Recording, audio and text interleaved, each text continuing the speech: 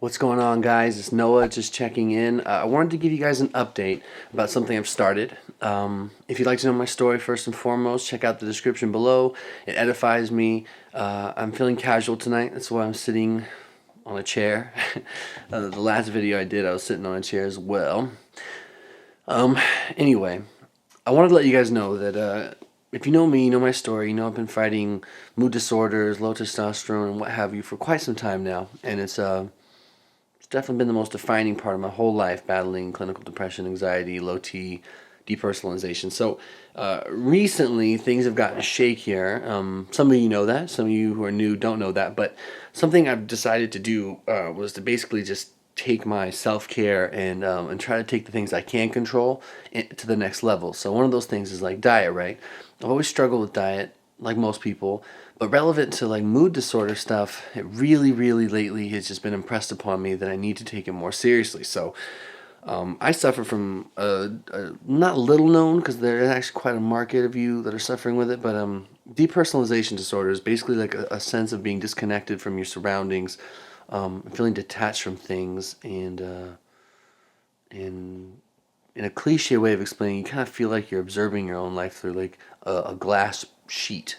It's weird. It's uncomfortable. So I did some research on things that can, basically make depersonalization and depression stuff worse. I can't control some of the biochemical stuff that's going on in my head in terms of like, why am I still depressed? Given the amount of time and all the things I've tried, why do I struggle with that? But to get to the point, sorry, I ended up doing a blood draw to identify food sensitivities. A doctor, for lack of better words, made it pretty clear to me that the brain and gut connection is very powerful. So, if your intestinal tract is inflamed, it can affect your brain. So I had I had my blood drawn for food sensitivity. I believe the company that does it is called SpectraCell. I had this done in a doctor's office, the one I actually work at, so I'm very lucky in that respect. And it came back that I am very sensitive to gluten. I don't know why I hadn't figured this out sooner, but I had not a severe, but almost severe sensitivity to whole wheat, gluten, barley, rye. And so my doctor, or the doctor that works there, but he may as well be my doctor because he's so helpful to me, he basically said I should go gluten-free, and that I did some research, and the research does suggest, and it does basically implicate gluten-free helping with brain syrup feeling, brain fog, that sort of thing. So if my gut is not inflamed, perhaps it could help my mood a little bit.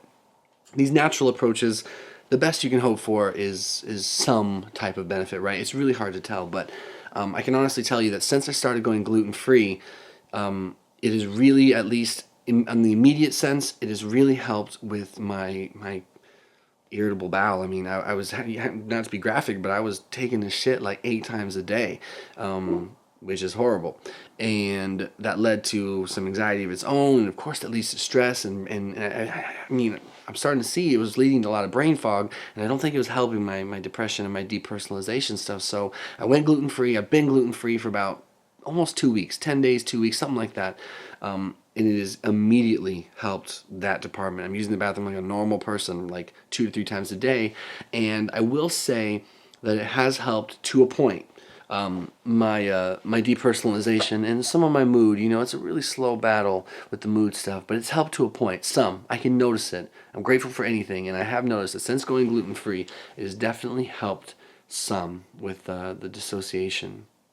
Be it small or not, I'll take it. It's something I can control and I can be responsible for, and something I can handle. So basically, for those of you suffering mood disorders and depersonalization in particular, because of the brain fog and brain syrup type benefits of going gluten free, if you have a gluten intolerance, I just want to encourage you to find out if you have some food sensitivities. Find out if there's something in your diet that could be, negatively affecting your mental health via, a disruptive intestinal tract and inflamed intestinal tract. So I did. It was just right on paper, and it's something I can control. For people that suffer mood disorders, believe you me, unless you're someone watching this who does suffer, which wouldn't be too surprising, it's hard to find things you can control. It really is, because one of the most like prophetic, is that the word? One of the most like common universal feelings of having mood disorder, depression, anxiety, depersonalization is that you feel helpless and you feel like there's nothing you can control. So part of like what keeps you in the game is feeling like you're doing the things you can control and you are making a difference, be it small or not. So controlling the intake of gluten in my diet is something I can control. It has definitely helped and extremely helped my digestive abilities and my ability to just use the bathroom like a normal person, which is nice. But it has helped at least some. It's still early with my mood. At least some, and I'll take it. So please find out if you have a gluten intolerance. Find out if you have food sensitivities with other things. I also found out I can't eat whey protein. I can't do eggs. I can't do egg whites. I can't do cranberries. I can't do any beans. So cutting these things out of my diet just helps. It's one less thing for me to have to deal with. And horrible diarrhea definitely affects the mood. Not to be graphic and all that, but it's the truth. So please, if you have the means, get your blood drawn, find out what your food sensitivities are. The company that does it is called SpectraCell. Find your primary or a naturopath or someone who's willing to treat you and see if that is something they could do for you. Now, if you can't get to a doctor and that's not even an option for you, you can always still control what you eat and maybe keep daily logs to see how it's affecting your stomach. So finding out if being gluten-free could be of use to you is pretty simple. There's a lot of resources online. If you're watching this, that means you have access to the internet. Find out what are the side effects of eating gluten if you're supposed to be gluten-free. A lot of people might even find out they have celiac disease, which is basically like, well, I'm not going to get into that, but they can't do gluten anyway. Do what you can to take control of the things you can. That's all I'm going to say. I'm gluten-free now. I've been gluten-free for like 10 days to 2 weeks. I didn't want to bring it up right away because I wanted to give myself a chance to make it stick and see if it would be of use, and it has. So that's a little update on why I'm going gluten-free. I'll keep you guys posted on that. Hope everyone's doing okay. We'll do another video soon, and take good care, guys, all right? Oh.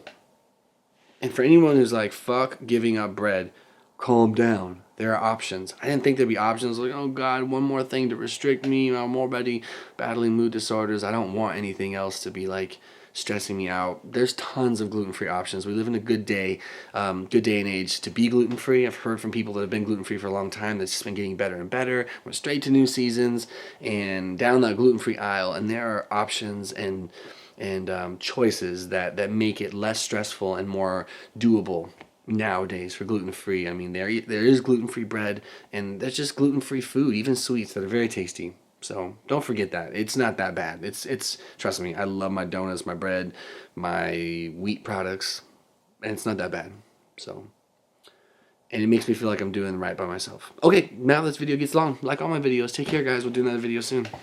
One of the most like common universal feelings of having mood disorder, depression, anxiety, depersonalization is that you feel helpless and you feel like there's nothing you can control. So part of like what keeps you in the game is feeling like you're doing the things you can control and you are making a difference.